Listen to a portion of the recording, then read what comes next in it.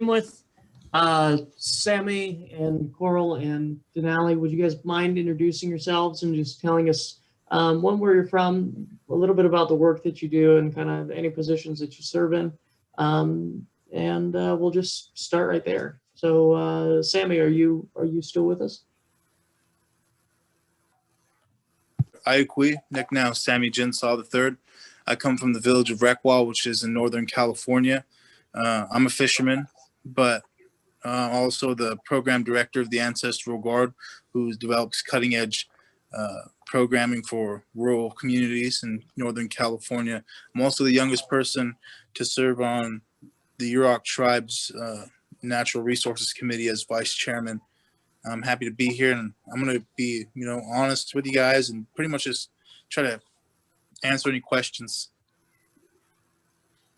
All right, very good. Thank you for being with us, and thanks for taking the time to join us. Coral or Denali, would one of you guys mind going next? Coral, go for it, Denali. Okay, I'll go. Well, you heard a little bit about my introduction earlier. Again, my name is Denali Hodgson, for those of you that might have joined us. I'm from two villages here in Alaska, Anvik and South Naknek.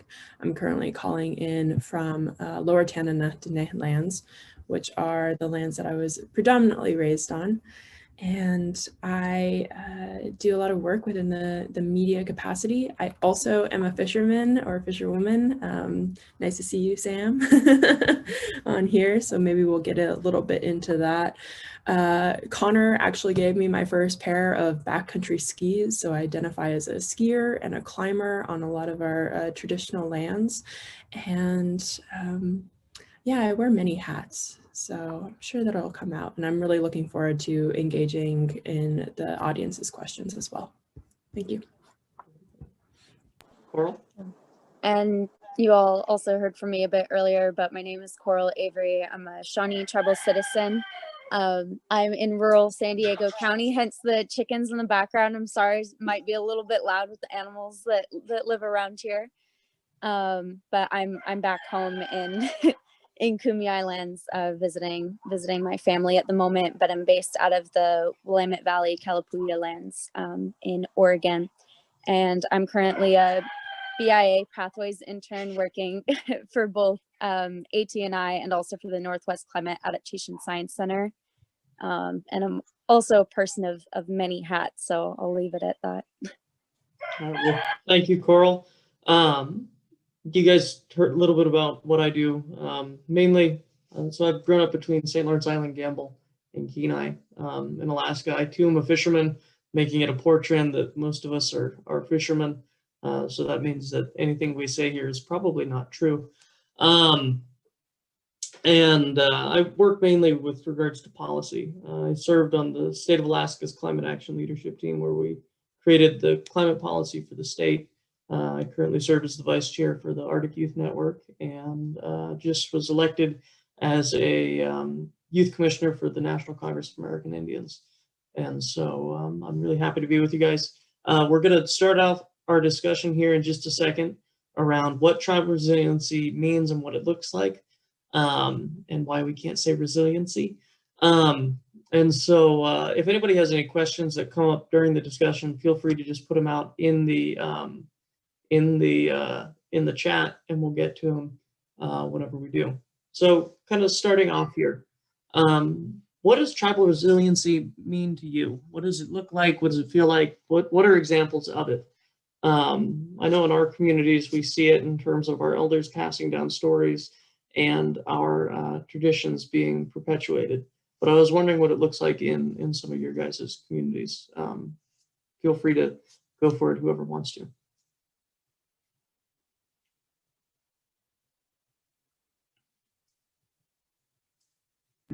And I just got a notification that Damon will be joining us. So whenever he jumps on, let's just let him do his introduction, and then he can hop on and talk about this. Of course. I guess I can answer that question first to kick us off. So what tribal resiliency looks like to me is that we still exist here. the fact that we represent a small fraction of people who survived genocide. And genocide's not something that has happened to our people, it continues to happen throughout the Americas. But also for us, modern resiliency is, the strength that Indigenous youth have today, the opportunity to be Indigenous. I learned how to write grants, self-taught how to write grants, and with a couple good friends. And I wrote my first grant using the free Wi-Fi in the tribal gas station for $5,000. And within 3 years, we grew into a $100,000 youth-led organization with, and that's what it looks like, is, believing in your guys' selves and having that opportunity to do so. When our grandparents didn't have the opportunity, they still did. And they set the foundation for everything that our societies are built on today. And Indigenous people continue to provide a foundation for this country to stand on. Well, thank you. Coral, what do you think? I think that's a hard question to answer. I mean, resiliency just means so many different things to me. It's food sovereignty, it's language revitalization, it's of course like self-governing, and there's many ways to see it play out as well. And I think we'll get into a deeper conversation about that too. But I'll just start really short with that. And Denali? Yeah, I think right now we're coming to a point within our language revitalization and policy making in what is known as the United States with our tribes, where we have the opportunity to really define resiliency, how we want to be like regarding it and bringing it into our policy conversations. I think that we as Indigenous people are resilient in our inherent being, particularly because of think about the fact that we know how to go out and berry pick. We knew what it meant to grow food in our communities, for those of us that were agricultural communities before the rise of colonization. Here in the Arctic, our temperatures just dropped down to -40 below again, which is more of the usual temperatures before climate change. And that means that we knew how to be on this land in a very resilient way. However, I think with the relatives that joined us from across the seas that really came in with colonial tactics, the term resiliency shifted. It shifted under policies that required us to face genocide and face oppression and assimilation. And so the way that we've been called to be resilient has very much been defined under a colonial narrative. And there are many policies within the United States that impact our peoples and other peoples of color in a very negative light. And we've had to respond in that ongoing resilient way. So I think moving forward, again, as we are defining and redefining and reclaiming our languages, we have the opportunity to say, yes, we have always been resilient people, but we're no longer going to have to continue to be resilient under oppressive policies, which I think will really come to light as we stand by land back, stand by the food sovereignty that Coral was just speaking to, and really begin to feed a just transition that allows us to come into better relationship again with our human and non-human relatives. Thank you. And I want to welcome Damon to the space as well. And Sam, maybe you can give a little brief on the question that we are addressing here. Yeah, Damon, thank you for joining us. We're really happy to have you. We know that you've been in and out of service and completely understand the connective issues that are present in Indian country. So right now we're just talking about what tribal resiliency is and what it really means. We've heard a little bit from Coral, Denali, and Sammy about what it means to them and what it looks like in their communities. And so what we're wondering is, what does tribal resiliency mean to you? And before you answer that, would you give us a little bit of an introduction about yourself, where you're from, and kind of what you do? Cool. Can everyone hear me? Yep. Cool. Sungai La, Atlandalong is half D good night login. Stigidi chinu ejun, Fetchinan, Sinanu ejung, Tau Kunsti not di au ejung, Ning Hashlang Stungs in Dika Ang, Fetlanas iskiang Kaj di Kusudi Gwalgim, Hadas iskia Slingadao ejung, Hik the Hundlight iskiang Kih Kwang Awanash ejung, how Aganashish. So yeah, thank you for the brief introduction. My name is Dane Bell Holter. My Haida name is Nung Hashlong Stungs, which means big enough to hold two souls. I am Haida and I am Tlingit. My Haida side, I am Tsetlanas, which is double-headed eagle. That comes from Heidelberg. And then my Tlingit side is Kach Adi, which is sockeye freshwater, sockeye salmon. And that side comes from Kih Kwang cake. And I've been working with young people for about 11 years through basketball camps. And in my other life, I played professional basketball. And I was very fortunate to use the game and use basketball to get me out of Heidelberg. Heidelberg is a small little village on the southernest tip of Southeast Alaska.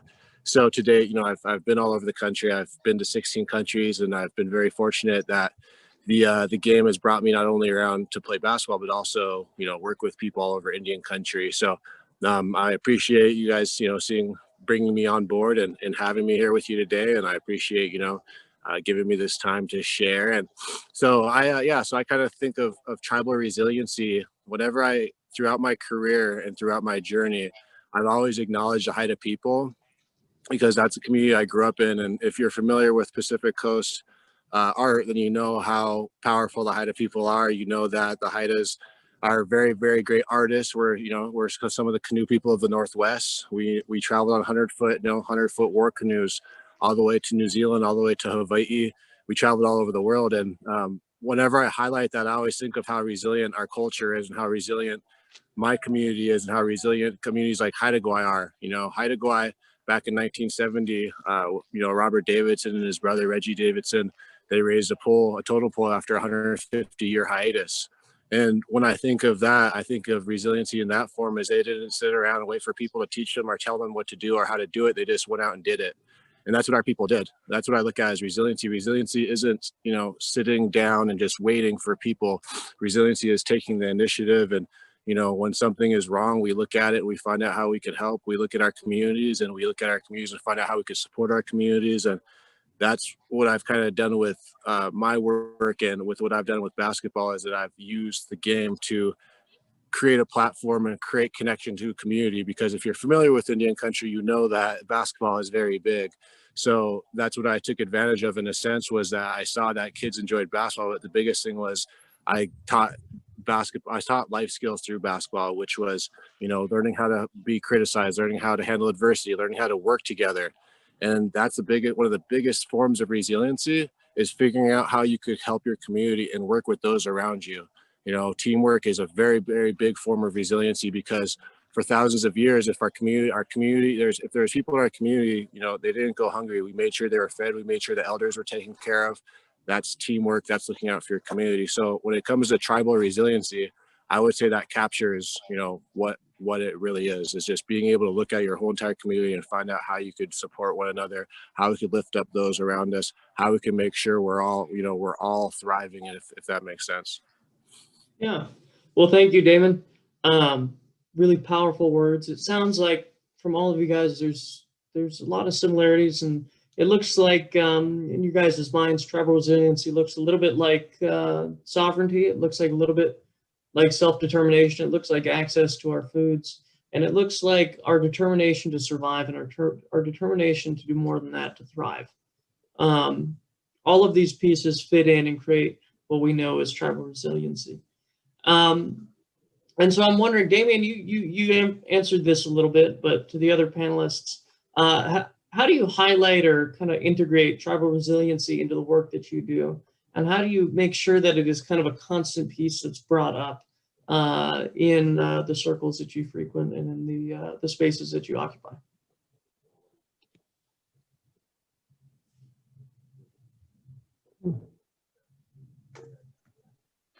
I can answer that question off with. So with the ancestral guard, a lot of people ask us, well, what does that mean? And is it protecting the ancestors of the past? Well, no, it actually means we're protecting the ancestors who have yet to come here. We want to provide healthy opportunities for these children because one day they're going to be somebody's ancestors. So we want to give them all the healthiest opportunities that we're able to provide. And once we started going out to protest and making sure that kids were at these meetings that are happening behind closed doors. Indigenous youth had a voice in these places. And I was thrown in it at a young age of 15 myself and started organizing with kids as young as 10 to 12. And we would go out to these events and just working in, teaching kids that we have sovereign rights and that it's the right thing to stand up for these rights and give them the opportunity is something that we've always strived for, even if we were doing fish cookouts and we were selling smoked salmon and we were doing cultural presentations to make sure that we made enough money to get there.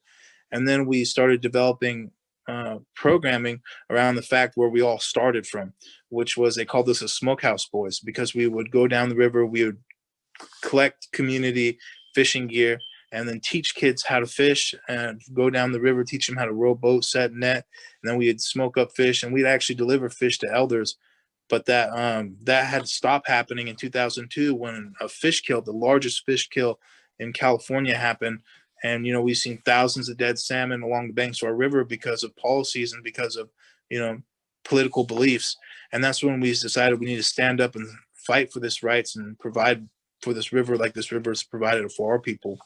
And when we started developing our programming, the first thing we did is food sovereignty initiative. So now we have this thing called the Victorious Gardens Initiative, where we are planning, privatized gardens because community gardens aren't necessarily reaching providing the resources that our people need here in rural California.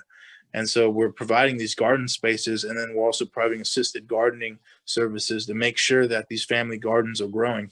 And, just making sure that families have that opportunity to develop a healthy relationships with their food sources and making sure that they have food in their homes that's going to nourish their bodies and allow them to care about their rights and give them the opportunity to stand up and say something's wrong.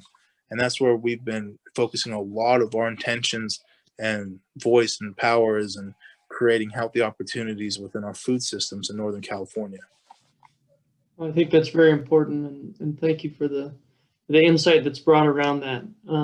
Making sure that people have food and making sure that that food is culturally relevant and that people are engaged in the production of that, I think is one of the most important pieces of cultural and tribal resiliency. In our communities, we do a lot of similar things. Just this past year, we made sure to run programs that brought smoked fish to elders and to community members who weren't able to get out because of COVID. And what that looked like was certain elders would decide that they wanted to be a part of it, and youth would be signed up, and then elders would teach youth how to smoke fish, and then that fish would be delivered. And we heard a lot of good things about that. But so then expanding on that question, Coral, Denali, Damon, how do you guys integrate tribal resiliency or highlight it in the spaces that you hold and in the work that you do? We heard a little bit from Damien, so Coral or Denali. I can go next then. I think first, part of tribal resiliency is also just very much knowing yourself and coming to terms with your own identity too. I'm mixed European and Indigenous, and so I grew up very early on understanding my Indigenous identity and not really another side of it. And I also grew up separated from my community. Our reservation is in Miami, Oklahoma. It's a bit far away from Southern California. And so finding that sense of community as a predominantly white person was also a bit difficult to navigate, and is something that all mixed natives and many native people are mixed will go through, and making sure that you're checking your own privileges and acknowledging the benefits that you've had, and also trying not to just get into the culture to enjoy it for yourself, but to really give back to the community that you're a part of, whether that's virtually, whether that's the community you're currently living in, but finding that community and really supporting resiliency efforts in the way that you come to understand them, with the many different examples of resiliency that we've discussed earlier. And so to me, that was a lot of learning more about the land that I'm living on with my cousins are Kumeyaay, but don't have strong connection with them, but I do have strong connection with the land living where I'm living. We grow our own sage, we collect the wild mustard.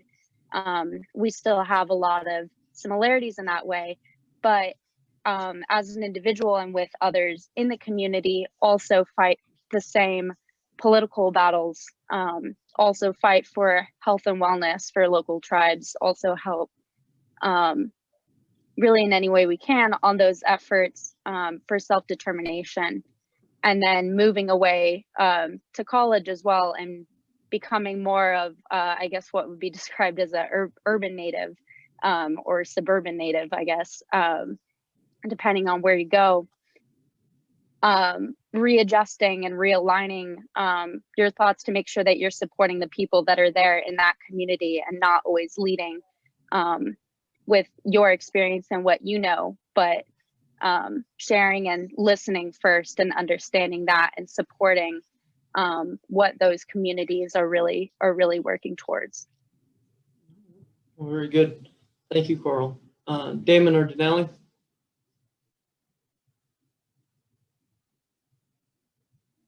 I'll just also add really quick before Denali, sorry, that reconnecting with your own community. I know I talked about like being in different communities and the different places that I've lived, but also reconnecting with your own community. It's been one of the most difficult, but also rewarding things as well. And maybe when I was starting that journey of language revitalization and trying to come to more of an understanding of our practices, when that was removed from our family line from boarding schools and other forms of physical cultural genocide, it was empowering to know what those resilience of our ancestors look like as well. And it seems a lot more realistic now with COVID and everything being virtual to have that sense of community when you're apart from a people.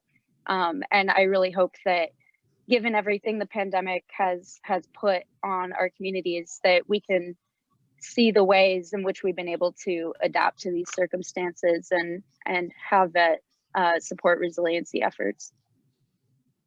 All right, very good. That we'll circle back to that, but Denali, what are your thoughts on integrating cultural resiliency into the work that you do? Yeah, thank you.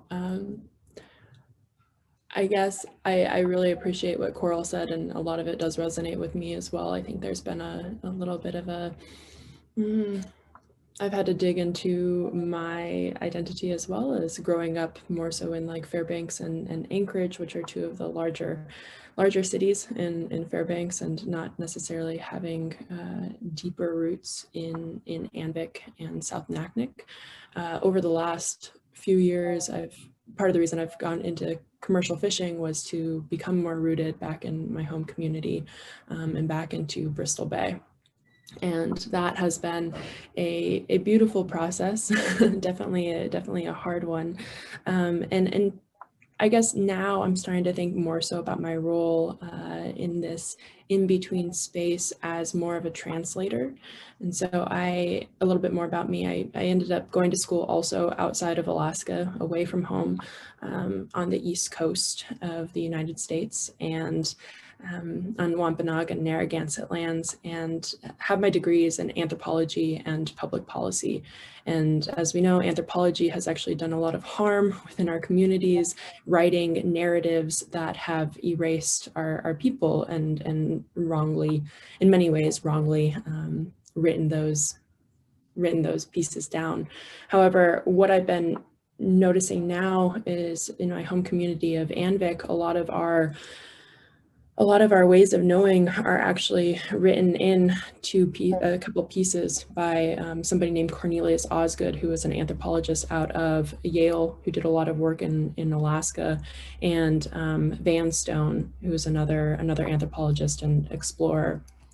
And so having this background in Western anthropology, which was, I tried very hard to ensure that I was reading, more anthropological or ethnographic texts from our own folks that have been continuing in the academy to really dismantle the toxic nature of anthropology itself, was that we have the ability now to listen to our elders and listen and be grounded in our communities, while also utilizing some of these texts that were written by these anthropologists to really bridge ways of communicating between the worlds that we are living in right now in a contemporary way, especially as, either urban Indigenous natives or Indigenous people that have access to transportation and to some of these conferences that are going on at maybe a more like high level, and to really ground them in our communities. So I guess I do think about that place of a translator within this resilience narrative, and what are the roles that each of us are playing with the varying degrees of knowledge that have been passed down through our families, as well as the varying degrees of knowledge that we can read in texts that have been written by our own people across Turtle Island, as well as these anthropologists, to really figure out what are the stories that we are telling. Again, how are we now telling and reclaiming our own stories within a resilience narrative? Well, thank you, Denali. Damon, do you have anything that you'd like to add to it, to that point, or? Yeah, I mean, kind of what, Denali and Corable said, was kind of going in and listening. And I've been very, very fortunate through basketball camps and speaking opportunities and facilitation roles that I've worked with, probably around 100 tribes. I've been all over Canada and everything, and been very, very fortunate to bounce around and get a good understanding of what makes a community thrive. And I mentioned Haida Gwaii because Haida Gwaii, they've done a very amazing job of really flexing their sovereignty. I don't know if you saw how they handled COVID, but they weren't letting people onto the island at all. And from everything from fishing, from if the youth of their community need $100,000 to go to New Zealand for a basketball tournament, they're going to make it happen in a couple of weeks. That's like what I always think about. Just, what I teach in my camps, what I teach in my work is that we could have all the success in the world, but if you're not taking care of those around you, if you're not opening doors and building doors for those around you, I think would be the biggest thing that I apply to all of the work that I do, is that we as one, like we're solid, we could go do things, but if we could gather the people around us, if we could build up relatives, like that's how you strengthen community. So, looking at our past generations and our future generations and seeing how we could lift up, both sides, because they're both very, very valuable, because obviously, our youth are going to be the ones who go on and change everything that we complain about. Yeah. Well, I think that brings us around nicely to the next question, which is what are some of the differences and similarities between cultural sovereignty and tribal resiliency in rural communities versus urban ones? I think Denali and you and Coral can probably speak a little bit to that urban Indian interface, and Damon and Samuel can talk a little bit more to that rural Native outlook. But I'm wondering, kind of in your experience, you talked earlier, Samuel, about the Smokehouse Boys, about bringing fish to community members, about making it so that things were based in community, revolving around cultural practice, and were perpetuating Indigenous identities through our ways of knowing, ways of being. And I was wondering if you could kind of talk to some of the other efforts that are happening in your community around tribal resiliency. And I'd just like to hear kind of some of the differences between more rural communities and urban ones on how they deal with cultural resiliency. Yeah, so for starters, I got involved in the Klamath River dam removal process when I was 15 years old as a student community organizer. There was not really a lot of opportunities for us to get involved, and a lot of people asked me why I was working for free. But in the reality, I wasn't working to get new shoes. I was working to make sure that we got people over in Omaha, Nebraska to go to invade the richest man in America's conference in front of thousands of people and make sure our message was heard. It's these opportunities that were provided at a young age that allowed me to build the skills necessary to continue providing these opportunities for youth. And so when it comes to the Ancestral Guard, what we really are down at the core of everything is providing healthy opportunities for people. And what that looks like from a day-to-day basis, it changes, especially when the pandemic hit. We were developing food sovereignty. You can look at all the stuff that we've did online. I won't go too far into it. It's on, like, you can Google Ancestral Guard. We had a film called Gather come out recently that highlights it. Also, that's on Amazon Prime and on YouTube for free. There's a one called Guardians of the River that you can look at and see about what the effects that our gardening has had in our community. But when it comes down to it, there's going to be speaking to the kids, the younger guys, people on here, there's going to be a lot of people coming to you in your community that are trying to fill grant requirements and trying to, get you to be a representative of something. But when it comes down to it, you want to work with the people who are directly affected by the health of that river, by the health of your ecosystem, by the health of your loved ones, because that's what this comes down to, is we're trying to make sure that the people we love have access to healthy food so they're here with us longer. And, that is before any grant requirement, that is before anything. Just make sure that what you're doing is providing healthy opportunities for you and your family. And you start from there and work with those people. And I really loved how they were talking earlier about, providing, making sure that, being a voice, making sure that those Indigenous people are heard, because that's one of the strongest things that we can do is, if you're not directly affected by that river going dry or running out of salmon, then you shouldn't be talking about these issues. You should be creating opportunities for those people to express themselves. And that's what I love about everybody else on this panel is, that was without even being addressed about, it's one of the first things everybody acknowledged. And I'm just thankful to be here, this opportunity, and for being in rural California. I've been in more fist fights than Zoom calls, and growing up on the lower Klamath River and being a fisherman. And it's just something I'm so grateful that I've got to travel the world and work with Indigenous people in South America, Malaysia, Brazil, and all around, because I was so strongly embedded into my culture, and something I had to fight for through my life, and make sure that my brothers and the people around me and this younger generation were there with me. And that's what we need. We need more cultural bearers to make sure that these values of Indigenous resiliency that are passed down through actions, because there's a bunch of people that are willing to talk about it, but are there people that are willing to show you? And that's what it really means for us and separates us.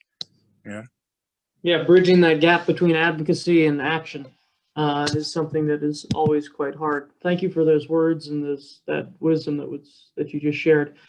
Coral, would you mind answering that question next? I have to go grab a computer charger so I don't shut down this whole Zoom meeting. But yeah, would you talk a little bit about what cultural resiliency looks like in your community and how that differs possibly from other ones that you've seen? Sure. And that was the difference between cultural resiliency and, I'm forgetting the question now. The first part of the question that he asked earlier. Resiliency in urban communities versus rural ones. Gotcha. Thanks, Sam. That's a great question. I think in my experience, it's mostly just been a difference of protocols and priorities of the work that's being done.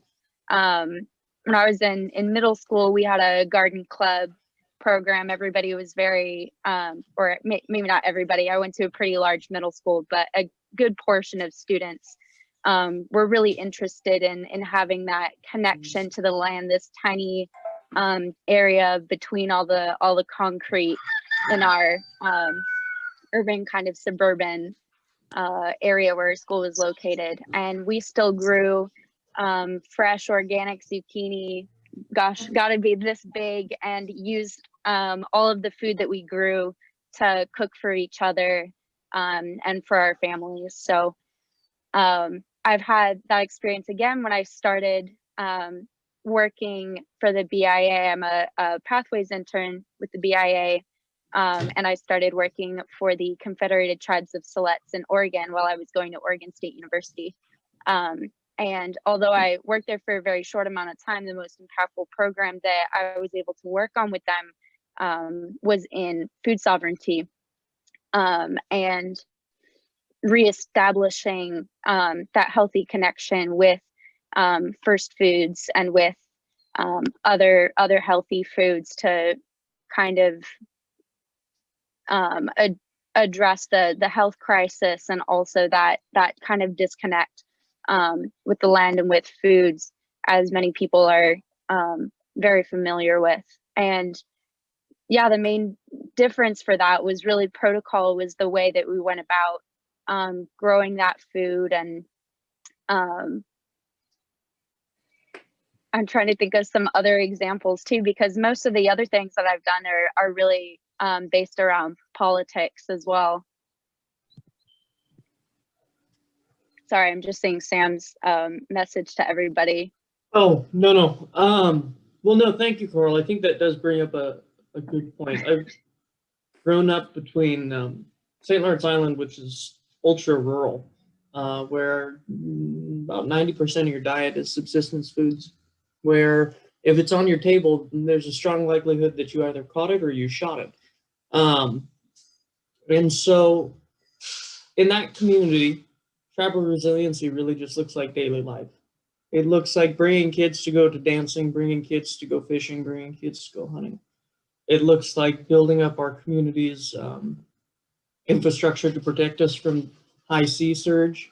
It looks like trying to figure out new ways to build a skin boat so that it can have higher sides, so that way we can go out in rougher water when there's no sea ice. Versus somewhere like Seattle, where I went to high school, where binary system, whether it's a gender binary system or it's a binary system of urban and rural divide.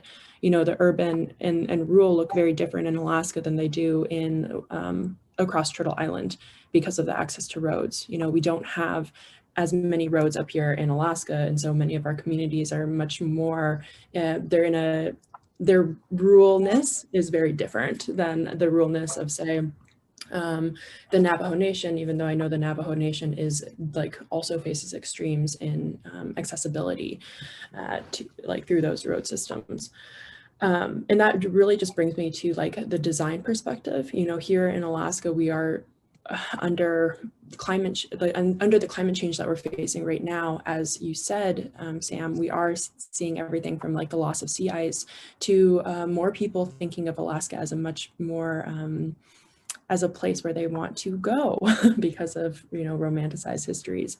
And so as populations, I'm guessing, continue to increase under climate change, how are we thinking about these questions from a design perspective, really thinking about what kind of infrastructure can we design as Indigenous people that is culturally relevant, whether it is thinking about food systems being integrated into our housing, or thinking about sewer systems and transportation systems that don't hurt and harm the places that we call home, but rather just continue to innovate on our traditional ecological knowledge that we've already had, that really, I think, lays a ground map or a trail map for moving into the future. All right, thanks. Damon.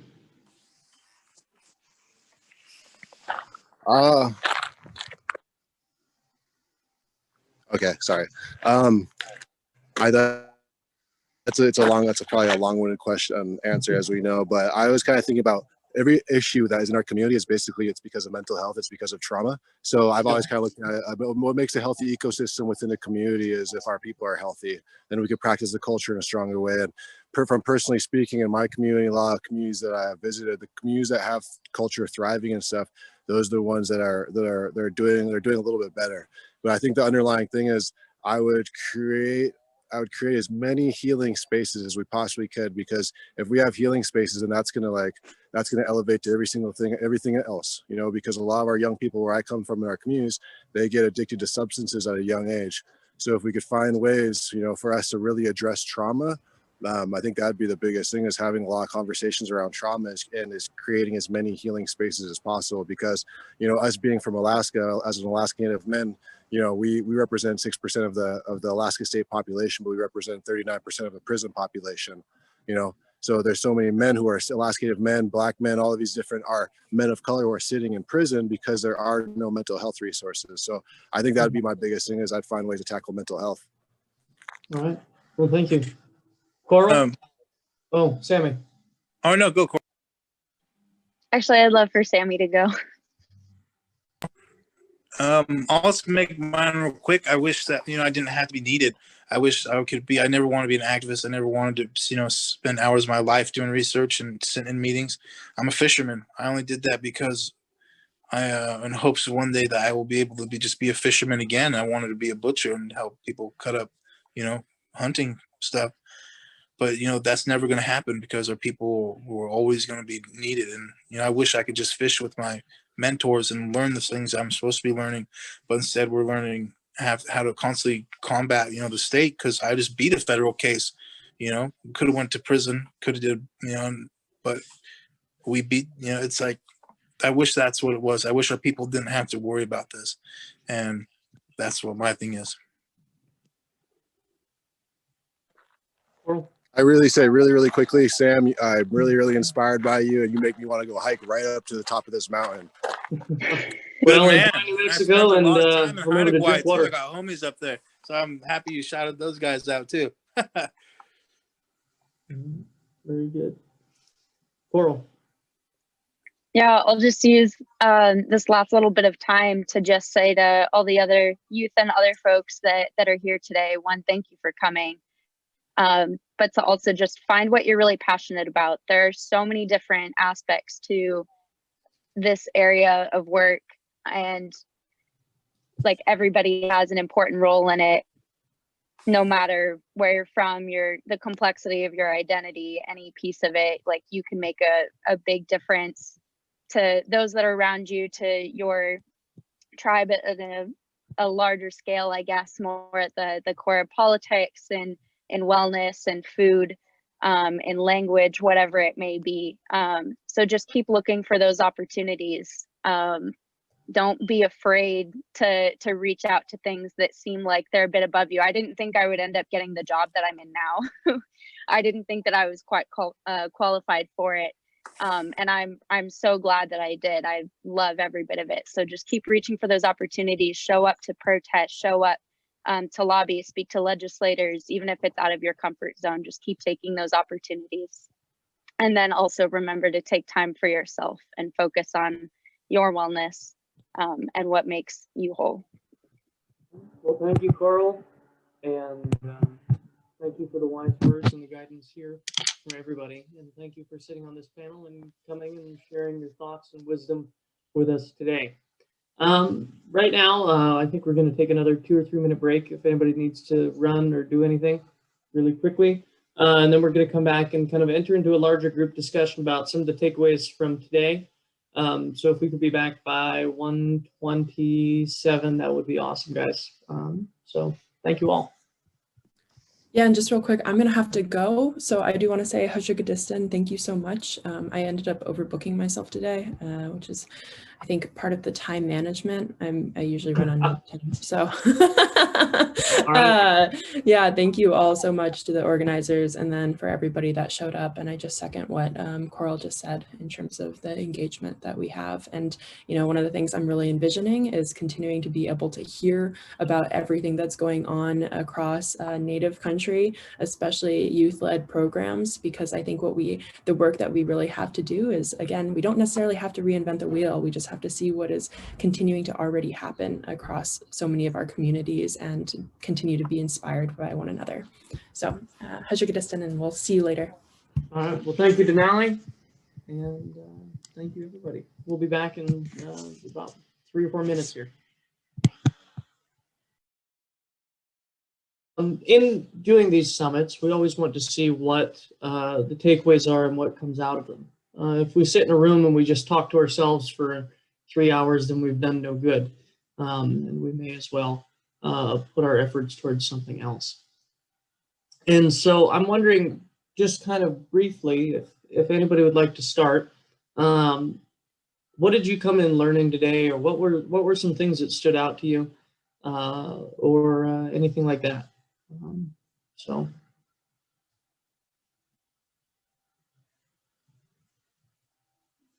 And I will pick on Alexis because I vaguely know her. Yeah, what I took away is there's some great work going on with youth participants. Definitely interested in learning more about like Ancestral Guard eventually. And, you know, Eagles program, as we can potentially apply those in Alaska, especially with what we're doing with the Alaska Cask, which is hopefully helping Tribal Resilience Program awardees with their projects and helping them integrate youth into them. Mm-hmm. Mm-hmm. Very good.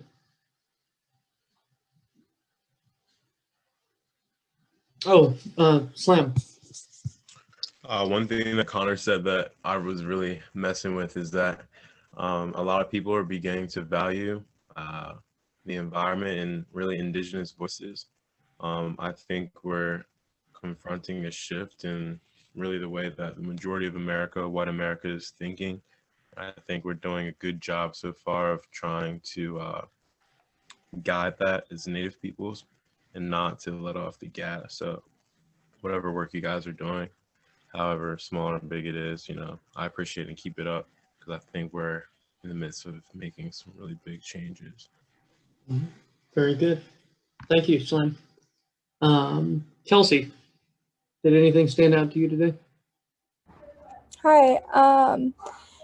Yeah, I think one thing that was sticking with me from Damien was what he was talking about, creating more spaces, more healing spaces. I've been thinking about that a lot as well, and building structures, learning how to build more eco structures. But I do think it's important to create those spaces for people to heal, because usually there's just like the main communal space and then like your house if you're living in more of a communal area. And so normally, like in the past, we would have like a place for sweat lodge or for healing herbs and whatnot, places to go. And also I think another space for that would be community gardens. So creating more spaces like that, I think is a great thing to do, because it includes also the food medicine as well in the gardens. Mm-hmm. Well, thank you. Josephine, did anything stick out to you? Yeah, I was trying to kind of note take during the whole time. So yeah, like with Connor and being in the outdoors, what resonated was like for a while we had environmental warriors here on the reservation, and I remember what was, you know, what they had was all being about taking care of our land and how important it is to us and how it gives and how we give, and that there's a relationship there. So I like the way that, you know, Connor kind of put that out, because we say, you know, like he said, instead of just being a warrior, you know, who are you in your fight and how are you in your fight? And that really, you know, that took a lot of space in my mind during that time, and how, you know, we share that in a way, you know, by saying like, don't take what I'm doing, but take away from it. You know, I really like that. And in a way to share, you know, different ways to help our land and help each other. And then I also, oh my gosh, in the panel, I don't remember who said it now, but like if the people are healthy, then they can make a healthy environment. You know, that's what I like too. And those kind of things are important to me. So that's what I took away from it. And so thanks to everybody for sharing. Well, thank you. Presley, Christiana, anybody else? Any thoughts?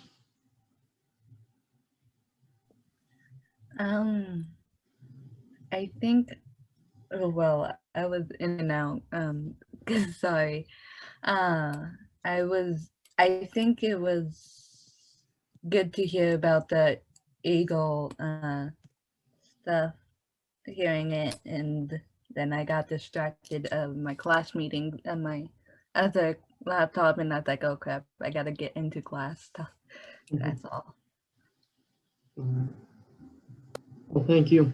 And also thank you for producing those wonderful videos that you guys made. for us as well. So I guess the next question, or unless Torres, unless you want to share something as well. Yeah, just some of the things that really stood out to me was what Connor was saying about like just sharing instead of appropriation, just sharing the words to use with how you connect to the land with people who are out there using indigenous lands, and just like the answer is what we already have. Like I thought that was a really good point.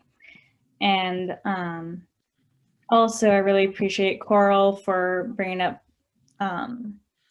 you know, how mixed natives are coming back to, you know, learning about this stuff. And like, I definitely am disconnected from my culture, and just in going to listen first and support your communities.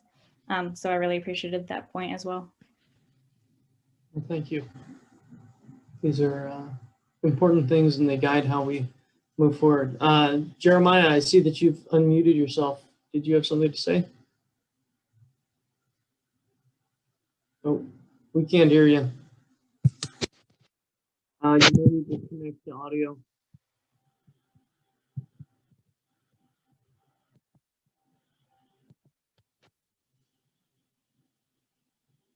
Still nothing. Try unplugging the headphones.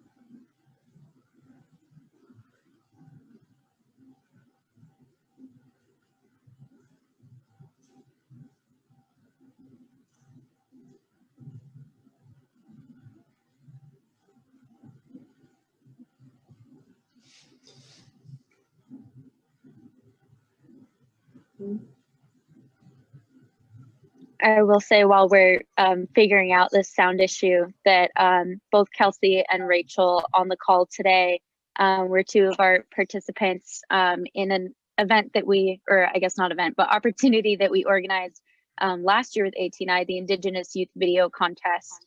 And so we just want to encourage everybody to go on our website. I'll drop a link in the chat shortly, but to watch their videos and all the videos that were submitted. They're really powerful, and they're all climate focused. Yeah, once again, thank you guys for submitting those. From Jeremiah, I thought it was really interesting that Connor had to say, what Connor had to say about how we should be accepting those who want to participate in activities and whatnot. So yeah, I just think that this is really good feedback and really good pieces that have come forward. I'm also wondering if you guys saw opportunities or saw connections to communities of your own, ways that you could see possibly getting your own community involved in tribal resiliency projects or different pieces like that. Anything that you're hoping to do after seeing this, or projects that have come to mind?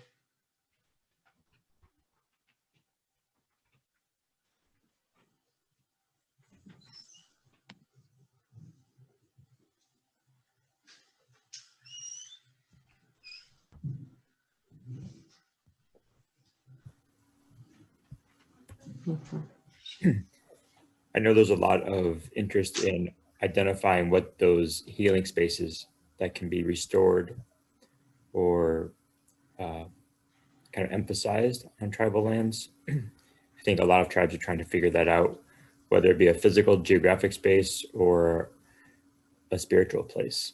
I've been hearing a lot of different project ideas and thoughts on that. Very good.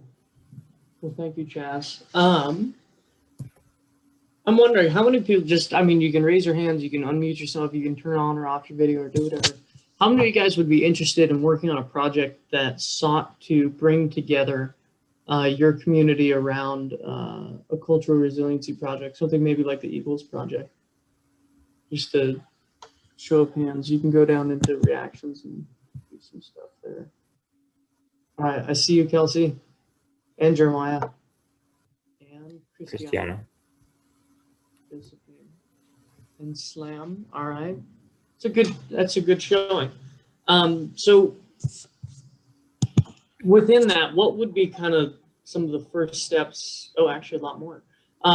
Within that, what would be kind of some of the first things that you guys would want to do if you were to embark on a project like that?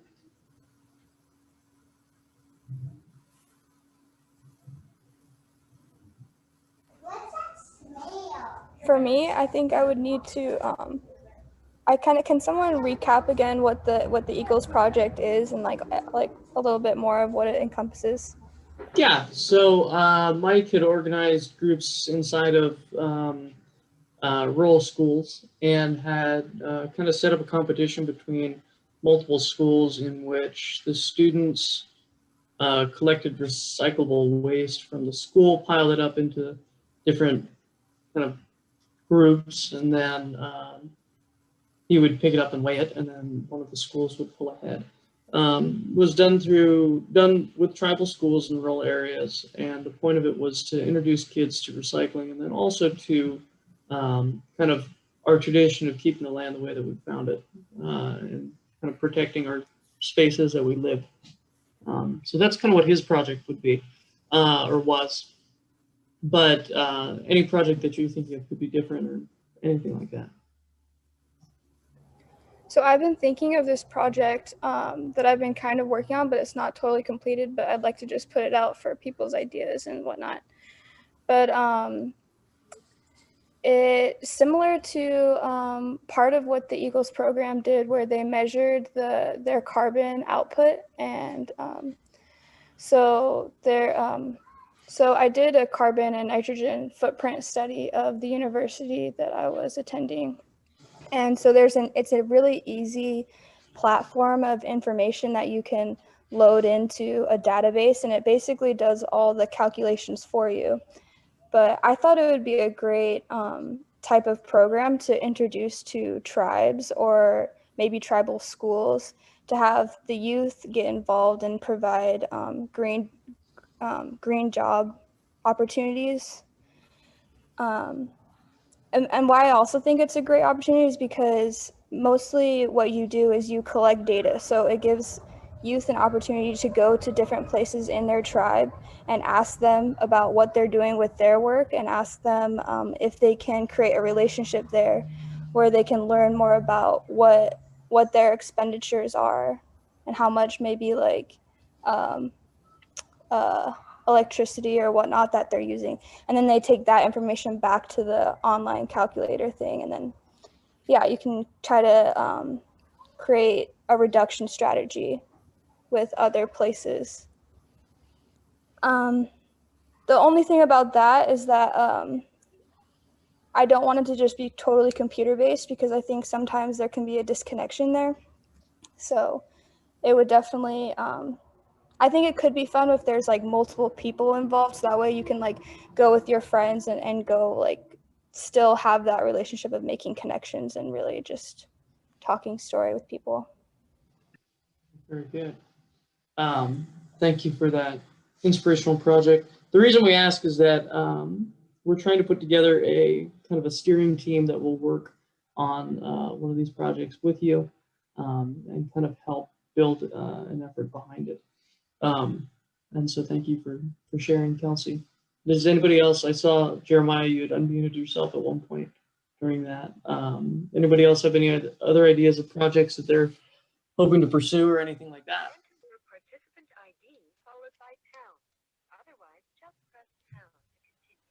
Can you hear me? Yes, we can. Oh, you can hear me now. Okay. I was gonna try to join it by phone. I think I'm a big language advocate.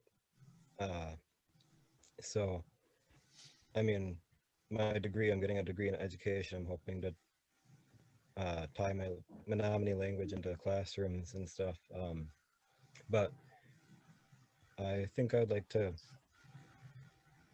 use that same idea, but show how our Indigenous languages kind of just, tie into nature and whatnot. How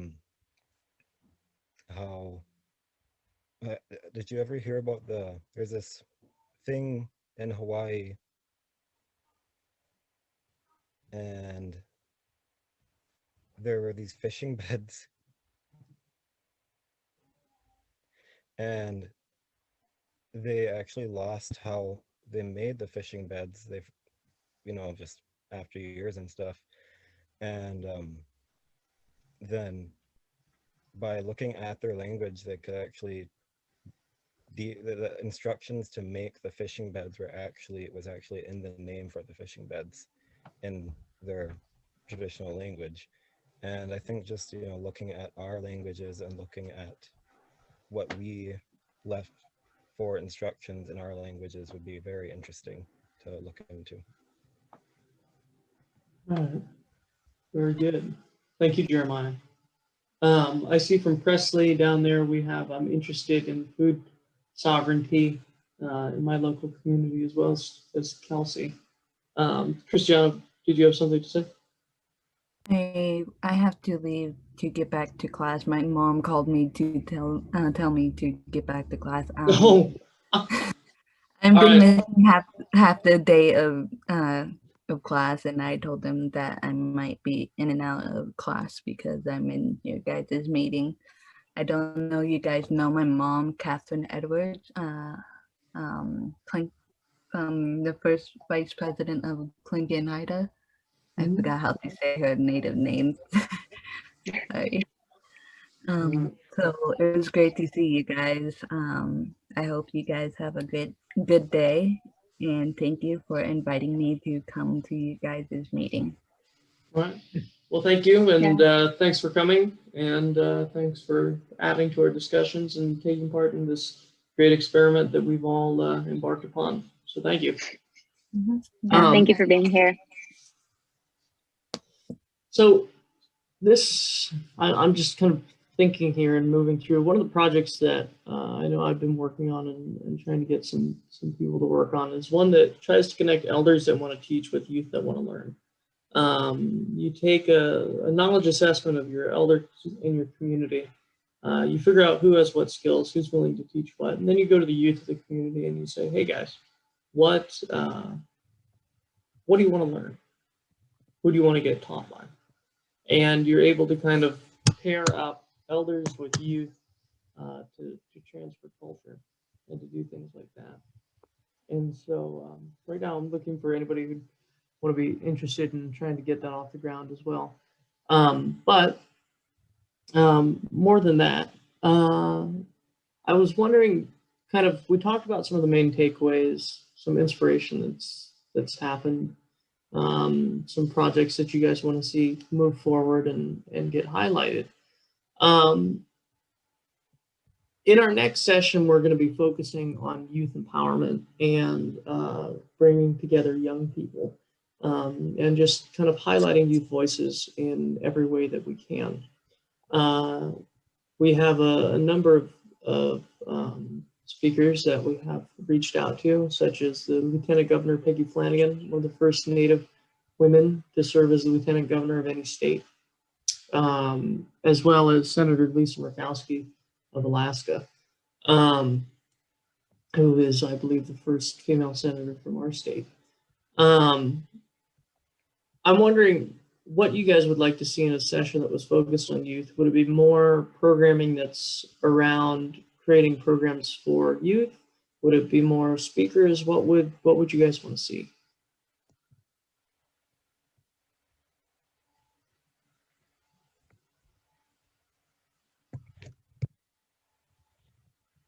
I guess it'd be cool to be exposed to some more older activists, or even lawyers that are currently doing the work right now, and just get their perspective on avenues you can take to really do the work. All right. Very good. In the interest of time, I understand that everybody has commitments and things that they must do. Once again, I just want to say thanks to our wonderful planning team, Coral, Chaz, Denali. I know that she left, but you guys have all put in countless hours of work and really made this come together and be what it is. So thank you guys very much, and especially to you, Coral. I know that these past few months have not been the easiest, and you've been able to kind of keep us all together and make sure that everything gets done. So thank you. As we wrap up, to everybody who joined, thank you as well. And we'll follow up within the next couple of weeks with a little summary document of kind of what happened here today and what you needed to do. If you ever are working on a project or just want to reach out or have any questions about what's going on, feel free to reach out to myself or Coral or probably Chaz as well. Coral's email is averyc@oregonstate.edu. Mine is Sam, S-C-H-I-M, Sam Shim at stanford.edu. And then Chaz's, I don't remember what Chaz's email is, but I think he'll put it in the chat. cejones@usgs.gov. So feel free to reach out to any of us at any time with anything. And we hope to see you for our next convening, which will be happening later on in March, and we'll be focusing on youth empowerment. So if there's anything else, oh yes. Sam, do we have a date for that? We do, yes, we do. March 9th, we're going to be having our next convening. That's going to be a larger session. You guys are all invited to it because we have your emails. We will send you an email invite to that event. And so, yeah, thank you all for joining us. And if anybody has any closing thoughts or anything like that, feel free to speak.